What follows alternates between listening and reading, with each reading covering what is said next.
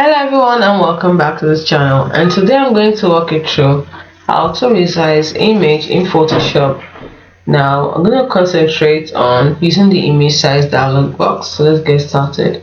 Adobe Photoshop provides a couple of primary methods for resizing image, each with its own nuances. Here's a breakdown.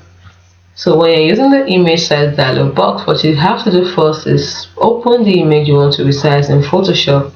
Then go to the image menu in the top menu bar and then select image size. This will open the image size dialog box.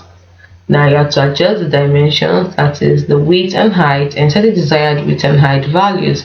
You can change the units of measurement, pixels, inches, centimeters, using the drop down menus.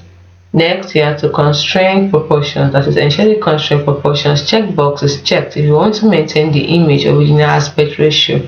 This prevents distortion. Now, resample. This option is crucial.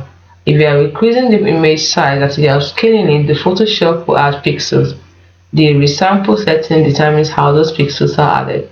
For best results, especially when upscaling, consider using Preserve Details 2.0. Now, when you're done scaling, resampling also is important to how the image will appear.